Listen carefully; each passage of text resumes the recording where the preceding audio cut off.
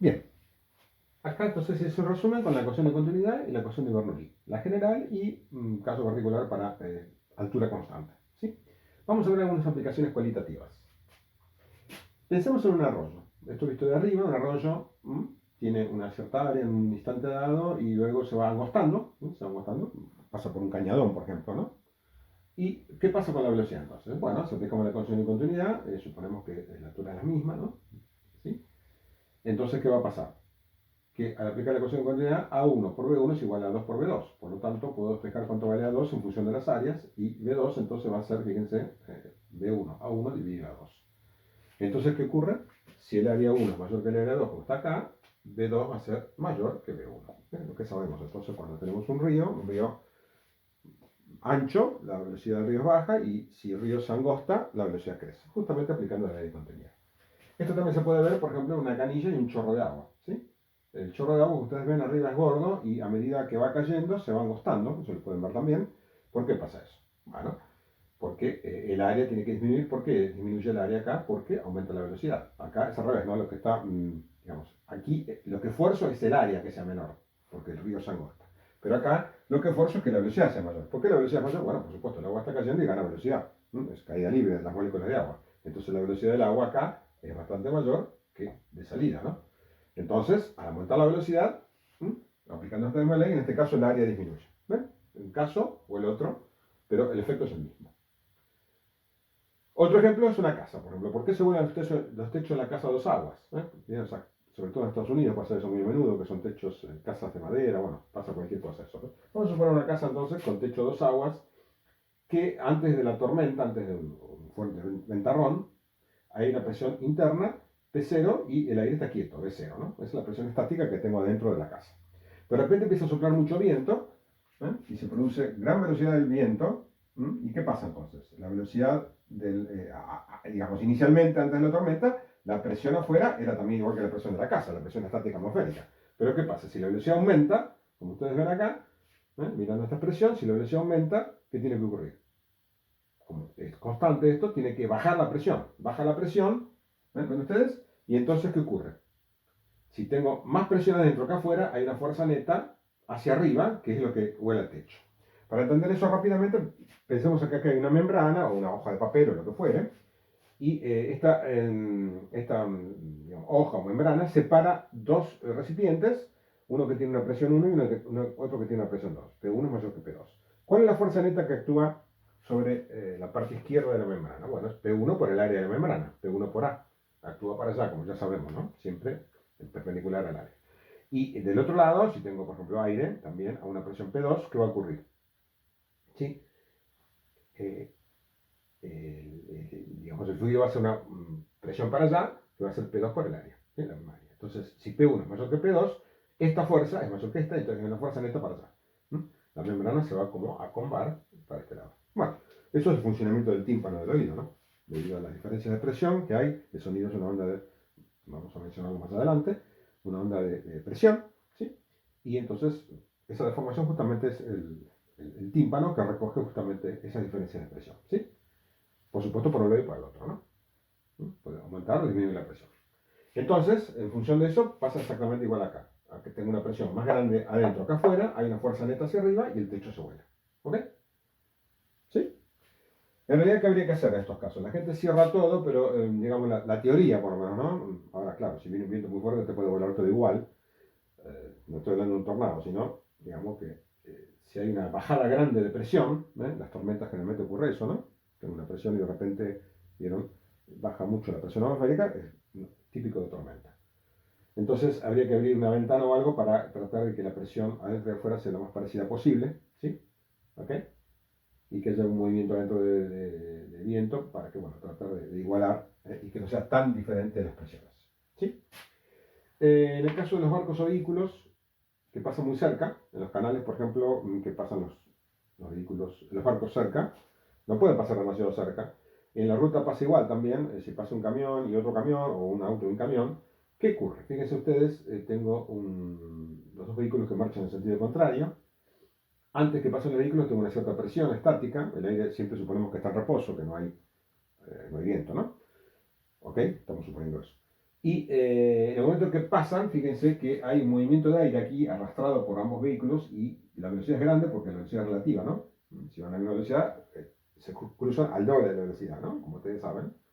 ¿Sí? Entonces la presión es baja ahí adentro. ¿Por qué? Baja porque el aire está en movimiento, ¿no? Y al aumentar entonces la velocidad, siempre la presión estática baja.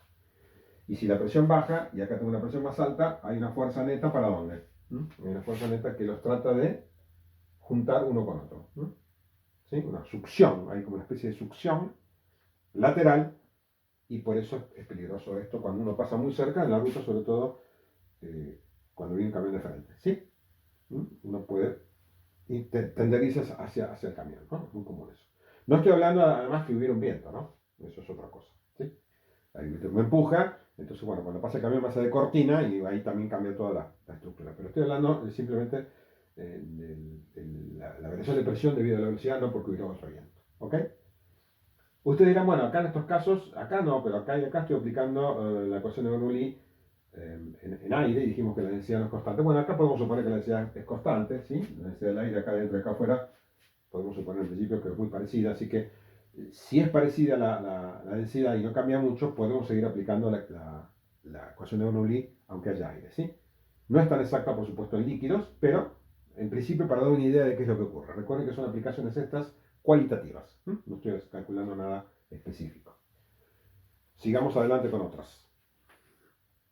Bien, sigamos con las aplicaciones cualitativas. Vamos a ver el ejemplo de, que es un pulverizador. Pulverizador, ya saben lo que es, como un frasco de perfume antiguo, con una goma para apretar, digamos, uno apretaba y salía pulverizado el líquido del recipiente. También se usaba antes, digamos, sería una especie de provocar aerosoles, puede ser insecticida o lo que fuera, sin, por supuesto, nada activo adentro. Hoy día los aerosoles no hace falta hacer esto, sino que tienen un gas adentro, ¿no? Que está a mayor presión, por lo tanto es otra cosa eso. Estoy hablando simplemente de los que tienen un líquido y solamente con una pera acá, una pera de goma, uno lo oprime y sale el líquido pulverizado. ¿Por qué ocurre eso? Bueno, adentro del frasco tengo el líquido y tengo una presión atmosférica, la presión atmosférica que tiene, equilibrada con el aire de afuera. ¿Qué pasa cuando yo oprimo la pera esta? Provoco que el aire de la pera salga con cierta velocidad, ¿sí? Por este punto. Si la velocidad del aire aquí existe, digamos, acá dentro la velocidad del aire es cero, como ustedes ven, acá tengo solamente presión estática, ¿sí? La velocidad es cero. Entonces, si la velocidad aumenta, la presión tiene que disminuir, ¿sí? Porque como es constante, de un lado tendría P estática igual a qué cosa, del otro lado, a P estática más un medio de ρ cuadrado. Si esto aumenta, tiene que bajar entonces la presión estática, como ya sabemos eso, ¿no? Entonces, si baja la presión y es menor que la presión que está acá adentro, obviamente hay una fuerza, como vimos acá, una fuerza de mayor presión a menor presión, que hace que justamente el líquido suba por el canito este que está en el medio, y justo cuando llega acá, esa pequeña cantidad de líquido pasa por el aire y se hace un aerosol, ¿no? Se pulveriza. ¿Sí? ¿Ok? Así que también está aplicando Bernoulli ahí. Otro ejemplo más simpático es la famosa cortina de baño, sobre todo en lugares chiquitos, cuando uno se baña en un multifaz o en un lugar estrecho y tiene una cortina plástica, siempre la cortina se le pega, bueno, ¿no? Siempre trata de juntarse, ¿no?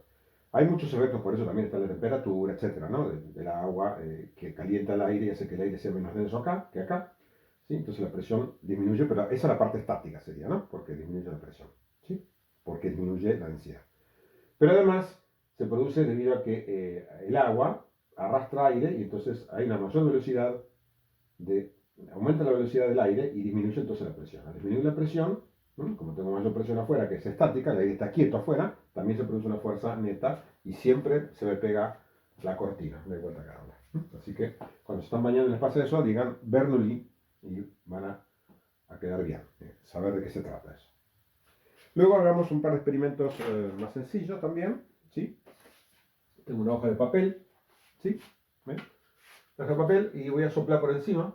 Y uno dice, bueno, ¿qué? Si el aire sale así, me lo va a empujar todavía más para abajo esto, ¿no? No. Bueno, fíjense lo que pasa.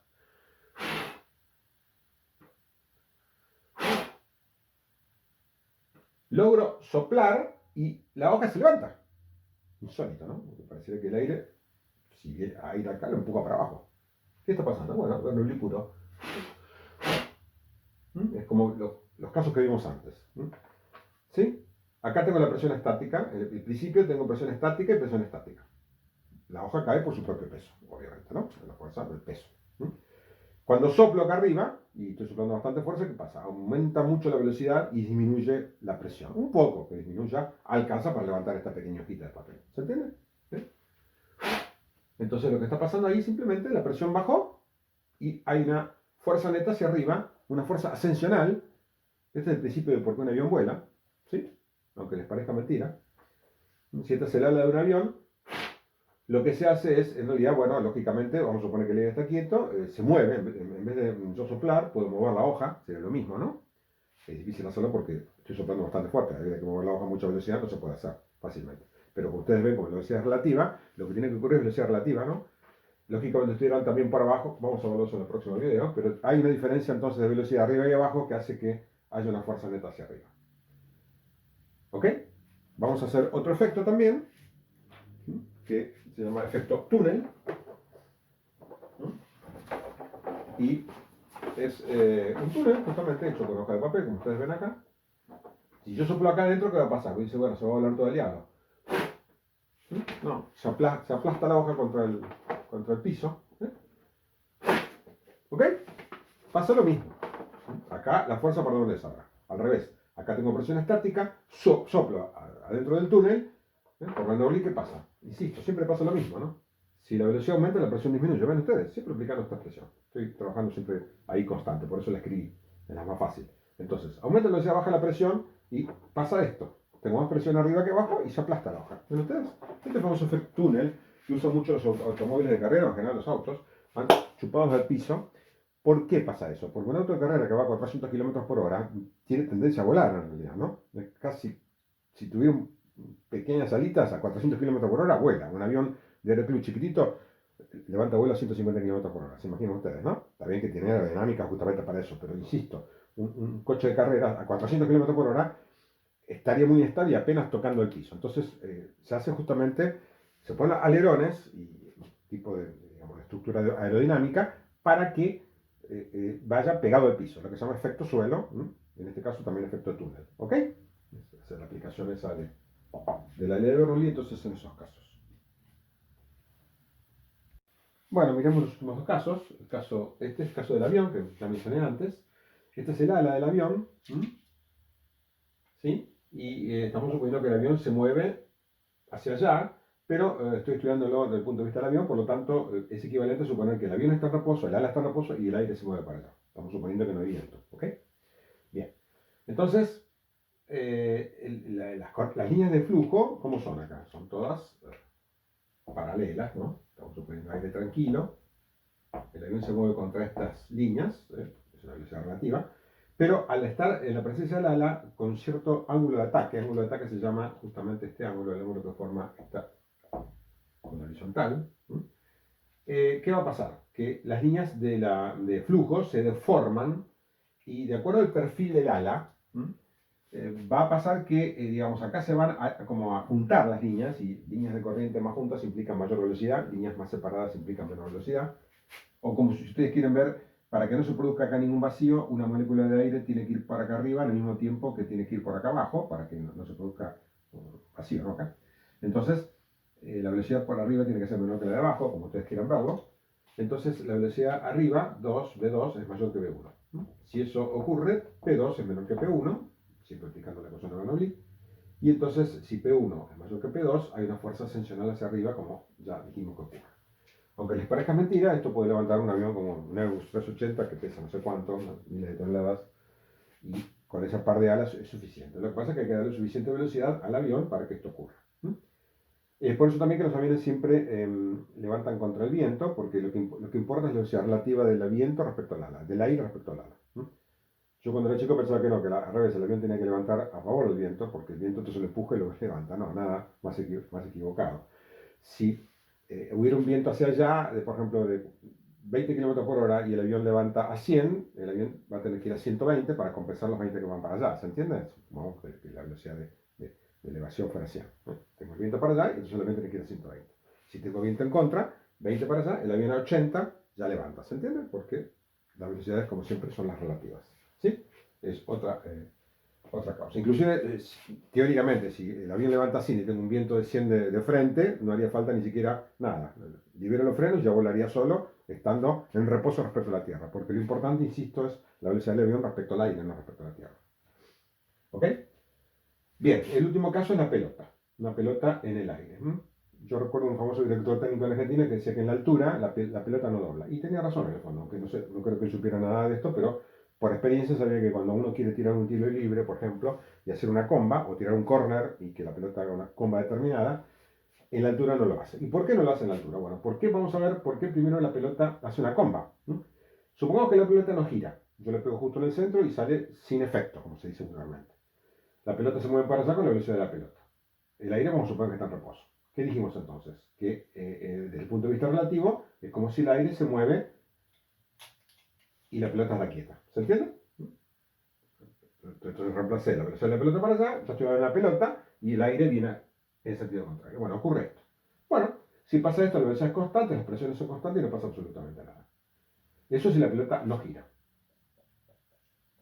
O sea, no tiene efecto. Si la hago girar, supongo que ahora la pelota está girando así, indicando por estas líneas que están acá. Ya vamos a pulir un poco este concepto de rotación, pero por ahora lo vemos así, ¿ok? Está girando así, ¿qué va a ocurrir? En el punto A, la pelota, sobre todo si es rugosa, va a arrastrar va a arrastrar moléculas de aire y la velocidad de este punto del aire va a ser mayor, porque a la velocidad que tenía el aire normal, le estoy sumando la velocidad de arrastre de la pelota y acá va a ser menor, porque arrastra las partículas para allá, como ustedes ven. De resultas, la velocidad del punto A es mayor que la del B debido justamente a ese giro. Si la velocidad de A es mayor que la del B, la presión en A es menor que la del B. Como ya sabemos, siempre son inversamente proporcionales. Si la presión de A es menor que la del B, entonces hay una fuerza hacia allá, como ven ustedes, neta, ¿ok? La presión acá es mayor que acá, y entonces la pelota, en vez de ir en línea recta, vamos a borrar esto, en vez de ir en línea recta como debería, no, lo hubiera hecho acá, así, hace una comba, justamente en el sentido de giro. La pelota gira así y hace este movimiento. ¿Ok? ¿Sí? Eso es lo que ocurre entonces con este tipo de cosas. Ejemplo, en la Luna, esto no serviría para nada. Como en la Luna no hay aire, aunque gire o deje de girar, la pelota siempre va a ir en línea recta. ¿Sí? Así que no habría, el fútbol sería muy aburrido en la Luna, no habría ninguna jugada así de champ, nada por el estilo. Y otra, bueno, ¿qué pasa en la altura? La altura, la densidad es menor, entonces al ser la densidad menor, el efecto, fíjense que este factor está multiplicado por la densidad. ¿Sí? Al ser menor la densidad, el efecto de un medio ρ cuadrado es menor. ¿Ok? Y la presión también es menor, entonces el efecto, en definitiva, haciendo todas las cuentas, va a ocurrir que la diferencia de presiones es menor que en el llano, por más velocidad que se le dé. Entonces, ¿qué va a ocurrir? Que el efecto es menor. Es una realidad eso. A 4.000 metros de altura, dándole el mismo efecto a la pelota, la misma velocidad de giro, la comba va a ser menor. Por eso, la famosa frase, la pelota no dobla en la altura, es exagerado por supuesto, pero tiene su razón de ser. Bien, vamos a pasar en los próximos videos ahora al análisis de los problemas cuantitativos.